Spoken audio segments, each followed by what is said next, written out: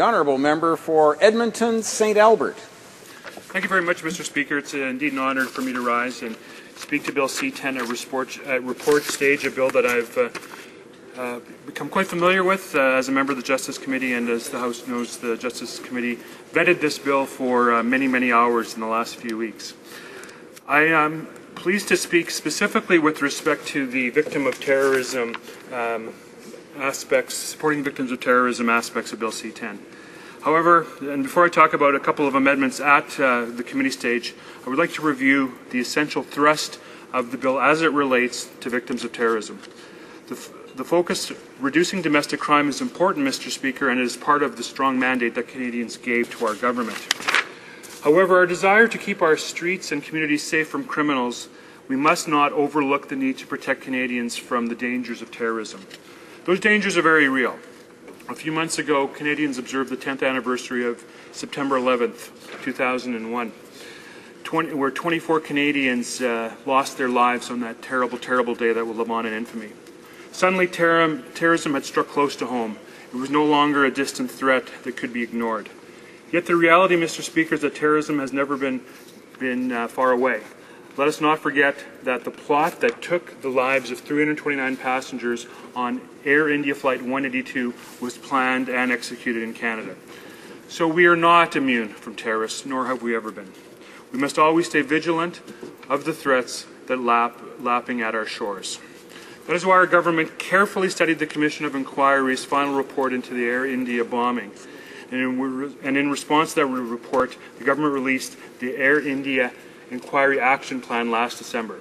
This plan, Mr. Speaker, will help us address the outstanding security issues highlighted by the Commission.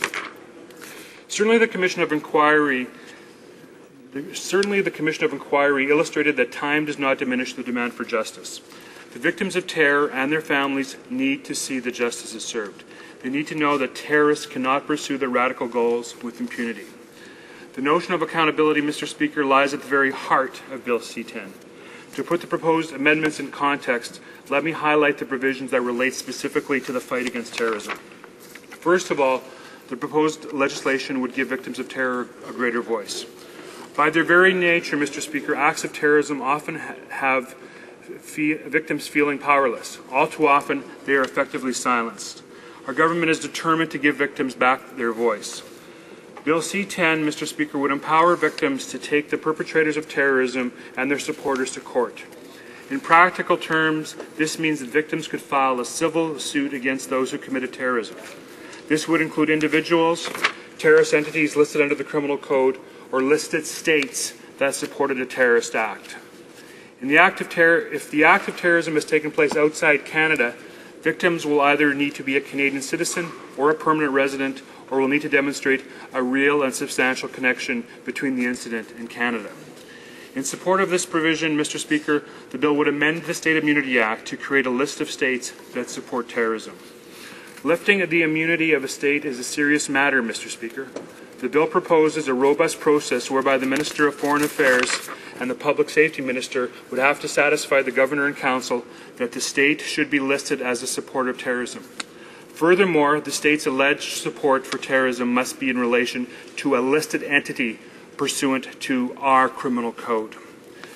The evidence must be weighed carefully and set against the diplomatic consequences that may come from lifting an immunity. At the same time, the list should always be a work in progress. So every 2 years, the two aforementioned ministers would examine the list to carefully determine if new states ought to be listed. By the same token, if listed states can show that they have ended their support for terrorism, then we should remove them from that list.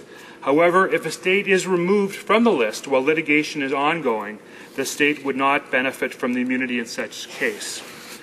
Mr. Speaker, it is not enough to give victims their day in court, nor is it enough to enable victims to become successful plaintiffs. If the court's judgment is against a foreign state, then the plaintiffs need additional support to ensure that justice is served. For that reason, Mr. Speaker, Bill C-10 would empower the Minister of Finance and Foreign Affairs to help identify and locate the property of that foreign state. To sum up, then, Bill C-10 would give the victims of terrorists back their voice. It would support legal redress against terrorist entities, and it would offer support to successful plaintiffs. At the same time, it would weigh the consequences of these actions carefully to protect Canada's relations in the global community. Mr. Speaker, I would now like to turn my attention to two amendments at committee, which I referenced at the beginning of my remarks. And I would suggest to the House that the amendments made at committee will make this bill even stronger. Members will know that our government has already passed these amendments related to the Justice for Victims of Terrorism Act. The first amendment our government passed will help to lighten the burden of victims of terrorism. Defendants would be presumed to be liable if they supported a listed entity that caused or contributed to the loss or damage subject to a cause of action. The defendant could always refute the claim. The second amendment passed the committee would make it possible for a court to hear a matter based solely on the plaintiff's Canadian citizenship or permanent residency. This would hold true even in cases where there is not a real and substantial connection between the action and Canada. So it is the government's hope that this bill will be passed at report stage, that the amendments made at committee can be approved by the House, and in so doing, all parts of C-10, including the victims of terrorism, the offences with respect to organized crime, with respect to sexual predators, with respect to drug offences, that all of these matters can be passed because Canadians, my constituents, all Canadians, police officers have asked for this type of legislation as part of the toolbox in their ongoing fight against crime. Thank you, Mr. Speaker.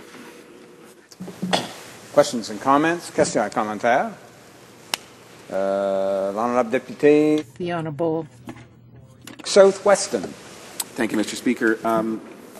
The reference the Honourable Speaker made at the beginning of the comment was to such terrorist acts as the Air India disaster, and I'm wondering if this law had been in place then, what would have been different for those victims of the Air India disaster today? The honourable member for Edmonton St. Albert. Well, the Air India disaster, of course, was a black mark in not only Canadian history but also in global history. And in many ways, as I indicated in my opening comments, the resulting inquiry after the Air India incident formed the impetus for this part of C-10 with respect to victims of terrorism.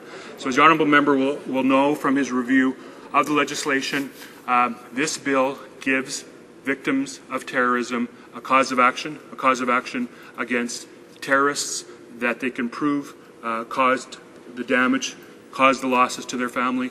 So this type of legislation would have been of great value to victims of terrorism, such as those that suffered severe losses during the Air India incident. Thank you.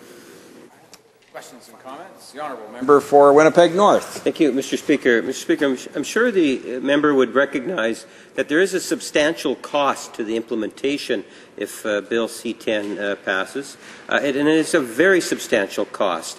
We don't actually know what those costs are going to be. There's been an attempt from the Liberal Party to try to flush out those actual costs from the government, but to begin to believe that they have no idea of the costs. We do know that there are provinces that have great concerns in regards to the implementation costs and the ongoing costs of Bill C-10.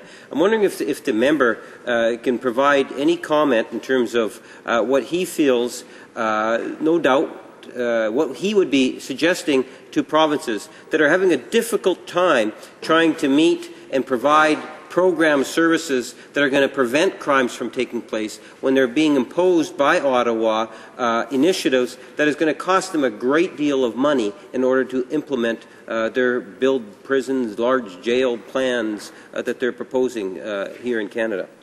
Honourable member for Edmonton St. Albert. Well, thank you, Mr. Speaker, and I thank the member for Winnipeg for his good question. He'll be happy to know that with respect to the provisions of C-10 that deal with amendments to victims of terrorism and state immunity, there are no costs to the government. But with respect to his broader question, what members of the opposition are fond of is talking about the costs of implementation of our Safe Street and Safe Community agenda. But they fail to realize the cost of crime which is borne by victims.